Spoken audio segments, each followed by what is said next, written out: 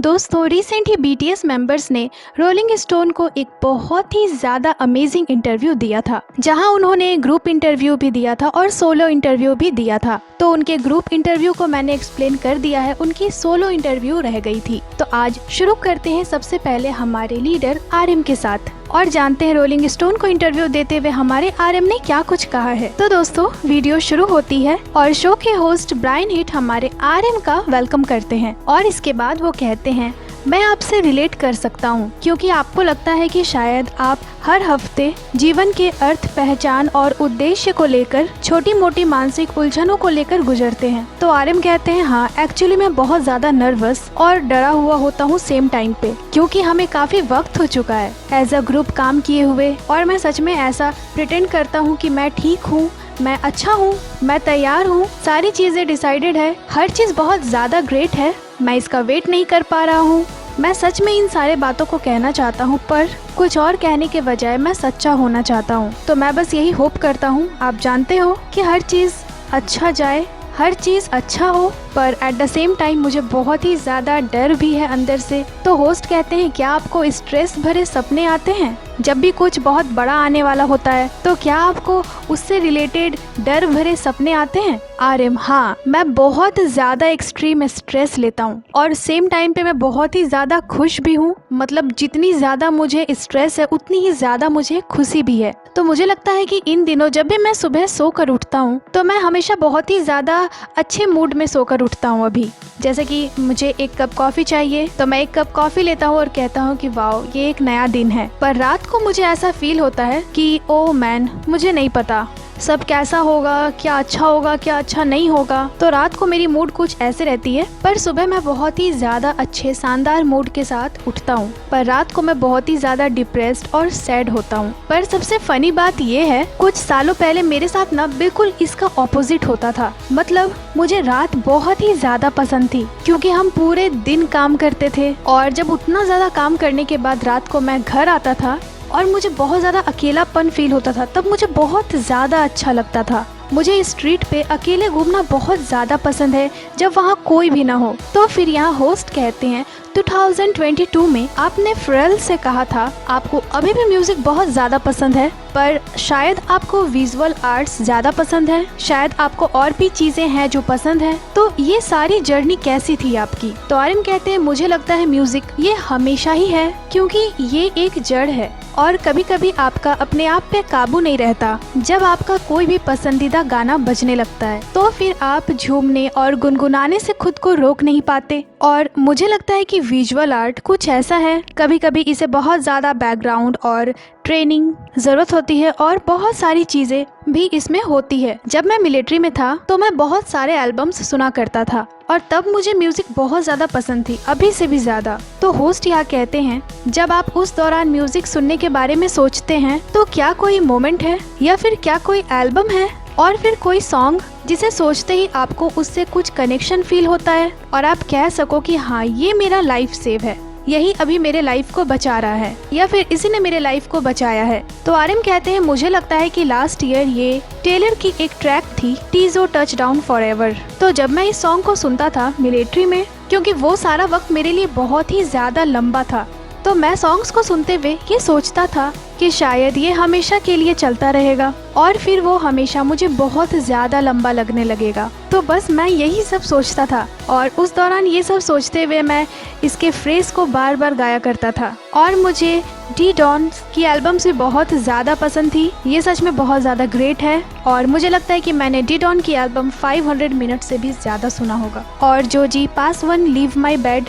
कभी कभी ये बस एक सिंपल फ्रेज था, पर जब ये आती है ना तो ये आपको बहुत ही ज्यादा मजबूती से हिट करती है। चीजें देखने में बहुत आसान लगती है पर जब वो आती है ना तो वो आपको बहुत ही ज्यादा तोड़ देती है। फिर इसके बाद होस्ट कहते हैं, जब बटर और परमिशन टू डांस जैसी सॉन्ग आई, ये सारे सॉन्ग्स बहुत ही ज्यादा ह्यूज और बहुत ही ज्यादा सक्सेसफुल साबित हुई और जिसने आपको कंफ्यूज कर दिया कि बीटीएस क्या है। और मुझे लगता है आपके पास कुछ साल थे इसके बारे में सोचने के लिए, तो मुझे लगता है कि आपने अब इस चीज को फिगर आउट कर लिया है। तो मैं इस चीज के बारे में जानने के लिए बहुत ही ज्यादा क्यूरियस हूँ कि आपकी मेंटल जर्नी, कि मैं क्या था, जो मुझे नहीं पता था पर अब मुझे वो चीज़ पता है। तो वो क्या है? तो इस पर हमारे आर्यन कहते हैं, मुझे लगता है कि मुझे अभी भी नहीं पता, और शायद मुझे लगता है कि एक म्यूजिशियन को अपने म्यूजिक के थ्रू ही बातें करनी चाहिए और उन्हें बहुत ही ज्यादा केयरफुली एक्सप्लेन करना चाहिए और डिस्क्राइब करना चाहिए कि मैं अभी कैसा फील कर रहा हूँ और ये एल्बम किस चीज पे है।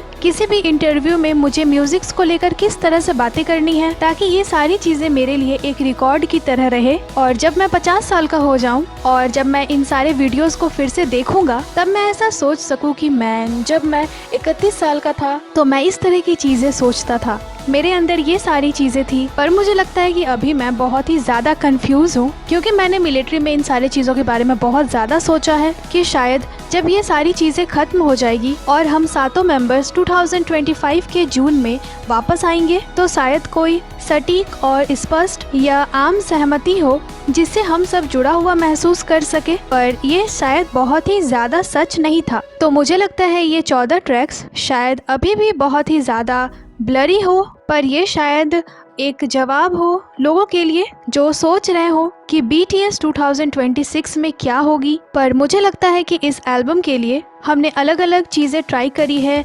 यूनिवर्सल चीज़ें जैसे कि लव, हर्ट, उदासीन, मिसिंग, और मुझे लगता है कि मैं अभी भी इन्हीं सारी चीज़ों में हूँ। मैंने इसमें अपनी पर्सनल एक्सपीरियंस भी शेयर करी है सॉन्ग्स के थ्रू।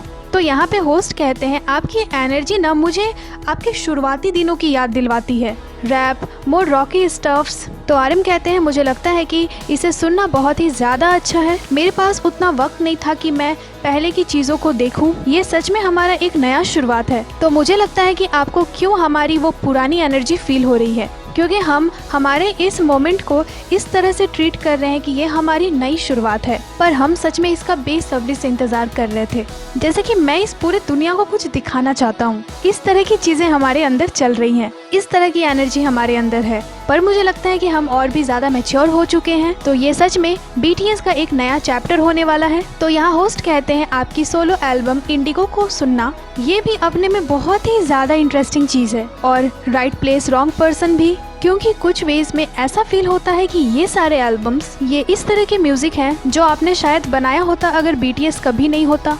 ये मेरे लिए सच में बहुत ही ज़्यादा इंटरेस्टिंग चीज़ है कि आप एक आर्टिस्ट हो और उस प्लेस पे हो। तो आर्यन कहते हैं, मुझे लगता है कि ये कहना बहुत ही ज़्यादा फनी होगा और बहुत सारे लोग हैं जो ये जानते हैं कि BTS कौन है, पर मैंने अपने आप को इस तरह से ढूंढा है कि मैं कुछ इस तरह का पर्सन हूँ, मैं ऐसे ही पैदा हुआ हूँ। मैं कुछ इस तरह का पर्सन हूँ जैसे कि जब हर कोई हाँ कहना चाहते हैं या हाँ कहते हैं तो मैं उस जगह पे ना कहना चाहता हूँ, और मैं काफ़ी लंबे वक्त से BTS का हिस्सा हूँ। मुझे ये बहुत ही ज़्यादा पसंद है, पर मैं कुछ चीज़ों को नफरत भी करता हूँ। ऑफकोर्स मैं इन फीलिंग्स को डिनाई नहीं कर सकता, पर मैं इन चीज़ों को अच्छे से जानता हूँ कि मुझे क्या दिखाना है और क्या छिपाए रखना है। तो जब मैंने as a solo artist come back करा तो मैं ये सोचता था कि मुझे ये करना है, मुझे ये कहना है, क्योंकि जैसे कि आप जानते हैं कि अगर हम सातों मेंबर्स एक ग्रुप में काम करते हैं तो मुझे अपने रोल को करना पड़ता है। तो कभी कभी ये बहुत ज़्यादा अच्छा होता है क्योंकि बहुत सारे लोग हमें देखते हैं, पर कभी कभी मुझे ऐसा फील होता है कि मुझे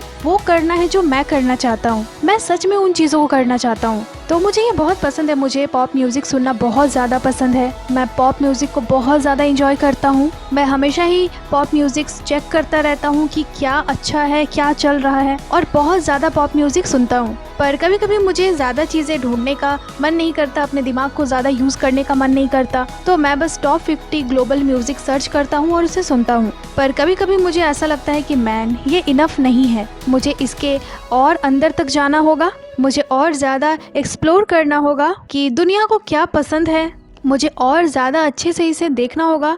तो जब बात आती है सोलो प्रोजेक्ट की तो सारे इंफ्राज, सारे पावर, सारे इम्पैक्ट, सारे स्किल्स मुझे बहुत ही ज़्यादा मदद करती है। तब जाकर मैं इन चीज़ों को एक्सप्रेस कर पाता हूँ बिना इकोनॉमिक चीज़ों को सोचे हुए। हाँ, कभी कभी BTS के नाम को यूज़ करके, इसके ब्रांड के नाम को यूज़ करके, पर जब बात आती है टीम प्रोजेक्ट की तो मैंने अपने सोलो प्रोजेक्ट से जितनी भी एक्सपीरियंस ली है तो मैं उन सारी चीज़ों को उसमें डालता हूँ, या फिर इसके अलावा मैं टीम को बोलता हूँ, मेंबर्स को बोलता हूँ कि आपको कुछ ऐसा करना है या ऐसे पुश करना है या इतना काफ़ी नहीं है, ये बहुत ज़्यादा सेफ है, क्योंकि अगर आप चैलेंज नहीं लोगे तो फिर मुझे नहीं लगता तब फिर हमारे पास कोई रीज़न नहीं होगी इस टीम को लेकर चलने की, तब हम इसे एज अ टीम की तरह नहीं कर पाएंगे। तो हमें पूरे वर्ल्ड को दिखाना है कि हम अभी भी चल रहे हैं, अभी भी एक्सप्लोर कर रहे हैं और नई नई चीज़ों को फिगर आउट कर रहे हैं। तो हम जो भी एक्सपेरिमेंट कर रहे हैं मुझे नहीं लगता कि वो काफ़ी है। और इसके बाद होस्ट आरएम से अगला सवाल करते हुए कहते हैं, आपने जो मिलिट्री में सर्विस दी है वो सर्विस बिल्कुल भी आसान नहीं थी, तो क्या आप अभी भी उससे रिकवर कर रहे हैं?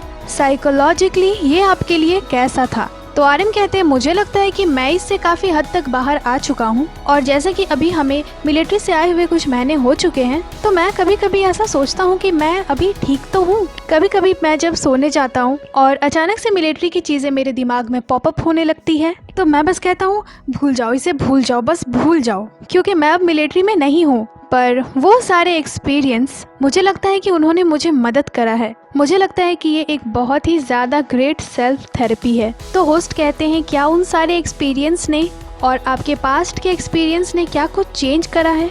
आप एज अ पर्सन अब कैसे हो? तो आरएम कहते हैं, मैं हमेशा ही प्रेजेंट में रहना चाहता हूँ, आज में रहना चाहता हूँ। पर जैसा कि आप लोग जानते हो, बहुत सारी चीज़ें हैं 2026 में जो कि आपको हर एक चीज़ से डिस्ट्रैक्ट कर रही है। जैसे कि जब हम रील्स देखते हैं और शॉर्ट्स देखते हैं तो वो चीज़ें हमें बहुत अच्छी लगती है, पर ये अच्छी नहीं है, बल्कि ये चीज़ें आपको डिस्ट्रैक्ट कर रही है। तो मैं सच में उस समय को बहुत ज़्यादा मिस करता हूँ, उस समय को जब मैं बारिश में चलता था और हर चीज़ों के बारे में तब मैं सोचता था। मुझे लगता है कि वो सारी ऐसे टाइम थी जब मैं प्रेजेंट में जीता था।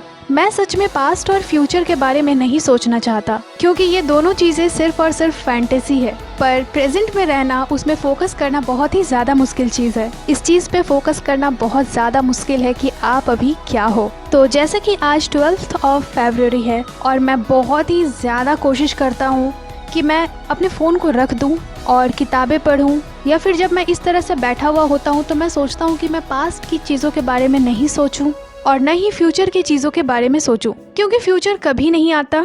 सच में फ्यूचर कभी नहीं आता। तो इस पर होस्ट कहते हैं, आप एक बहुत ज़्यादा अंधेरे प्लेस पे थे और साइकोलॉजिकली आप उससे बाहर आए। ये हमेशा के लिए नहीं होता। तो आप किसी को भी क्या कहना चाहोगे? फिर चाहे वो एक फ़ैन हो जो कि इस तरह की चीज़ों के बारे में सोच रहा हो, तो आप उन्हें क्या मैसेज देना चाहोगे? तो इस पर हमारे आरएम कहते हैं, मैं इससे बाहर आया।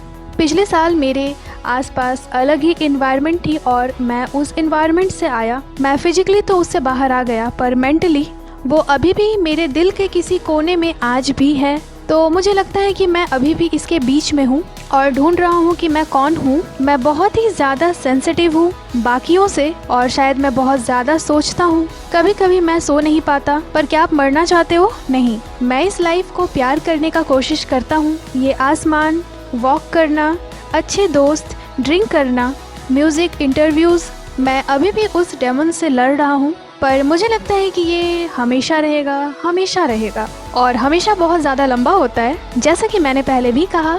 पर मैं एक चीज़ कहना चाहता हूँ बहुत ही ज़्यादा छोटा और बहुत ही ज़्यादा सिंपल शब्दों में। तो मुझे लगता है कि लाइफ बहुत ही ज़्यादा फ़न भरा है। इसीलिए नहीं क्योंकि मैं एक BTS मेंबर हूँ या मैं एक स्टार हूँ और मुझ पे हमेशा स्पॉटलाइट रहती है, नहीं, तो ऐसा बिल्कुल नहीं है। मैं सोचता हूँ कि लाइफ बहुत ही ज़्यादा मज़ेदार है, बहुत ज़्यादा फ़न भरा है और जीना बहुत ज़्यादा अच्छा है। तो होस्ट यहाँ कहते हैं, मुझे लगता है कि हमने इस इंटरव्यू को एक बहुत ही ज़्यादा अच्छे लाइफ के मतलब के साथ ख़त्म करा। Thank you RM. और आरएम भी होस्ट को थैंक यू बोलते हैं और आरएम के साथ रोलिंग स्टोन की ये सोलो इंटरव्यू यहीं पे ख़त्म होती है। दोस्तों, सच में हमारे आरएम इतने ज़्यादा गहरे हैं, उनके जो थॉट्स हैं, उनके जो विचार हैं और जिस तरह से वो अपनी फीलिंग्स को, अपने बातों को एक्सप्रेस करते हैं। अगर हम आरएम के बातों को सुनने को बैठे तो मुझे लगता है कि पूरी रात खत्म हो जाएगी, पर हमारा इंटरेस्ट नहीं खत्म होगा, क्योंकि उनकी बातें बहुत ही ज़्यादा गहरी और बहुत ही ज़्यादा मीनिंगफुल होती है। मतलब हम सभी उनके बातों से बहुत ही ज़्यादा रिलेट कर पाते हैं। जो भी वो लाइफ के बारे में बताते हैं, लाइफ के स्ट्रगल के बारे में बताते हैं, लाइफ के उतार चढ़ाव के बारे में बताते हैं, हम उन सारी चीज़ों से रिलेट कर पाते हैं। और एट द एंड आरएम हमेशा एक ही बात कहते हैं कि हमेशा हमें प्रेजेंट में रहना चाहिए, क्योंकि फ्यूचर कभी नहीं आता और नहीं कभी पास्ट आने वाला है। तो एक बहुत ही ज़्यादा अमेजिंग इंटरव्यू थी ये। बाकी आपको ये एक्सप्लेनेशन कैसी लगी हमें कमेंट कर ज़रूर ही बताइएगा और जल्द ही आपसे मिलते हैं एक नई एक्सप्लेनेशन के साथ। तो दोस्तों ये थी आज की वीडियो को लाइक करें, चैनल को सब्सक्राइब करें। इसके साथ ही आप हमें इंस्टाग्राम पे भी फॉलो कर लें, जिसकी लिंक चैनल पे दी हुई है। अपना बहुत सारा ख्याल रखें। मिलती हूँ आपसे अगली वीडियो पे।